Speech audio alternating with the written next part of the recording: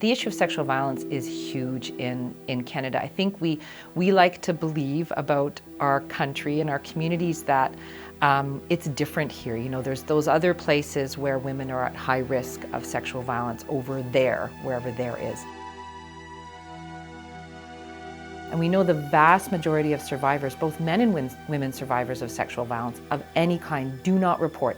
They have real fears about how they're going to be treated and whether they're going to be believed. And then when they go to the court process, their whole sort of life is going to be laid bare in the public. First big myth about sexual violence is that it does not happen as commonly as it does. So I'm really noticing that there's a change in the dialogue now as more women are coming forward, and there are some faces and voices attached to the experiences, because folks just think this is made up, women lie about this. So that's, the second myth is that people lie, and that people who say they've been sexually assaulted are making it up because they're seeking revenge or they're trying to get personal gain or some kind of nefarious reason. This is a club to which no one wants to be a member.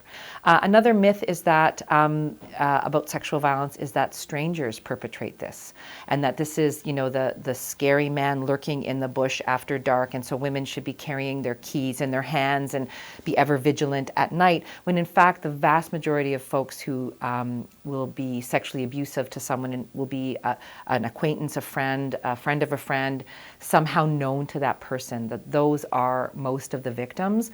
So another big myth about sexual violence is just around, the idea that it happens to certain women, and that it's related to what a woman's wearing, and that it's because, so this is about sex, when really it's about violence. It's not about sex. It's not because a man, a woman was dressed so sexy he can't control himself and so he rapes her or violates her in another way. Like, that's absolutely not what it's about. It's about power. It's about domination. Alcohol is the #1 rape drug, and I think that's another myth, is that, when you're at risk of experiencing sexual violence, someone might slip something in your drink. Absolutely, but there are also folks that get people drunk, and that's how they're, then they perpetrate the violence. You can't get consent if someone is passed out. You can't get consent if someone is so drunk that they're not, functioning, or even really intoxicated, and, that's not consent. Consent is about figuring out, is this okay? Do we want to, continue this? It's a dialogue. So it's not like you can have blanket consent, and because a person comes to your bedroom does not mean you have consent. You have to be working it through, and we're trying to talk about how it can be really amazing and sexy to get consent, but we don't talk about that, and that's the difficulty, is that young people aren't sure about how to have this conversation. So for me, very much this is about, did women agree to engage in a particular kind of sexual behavior?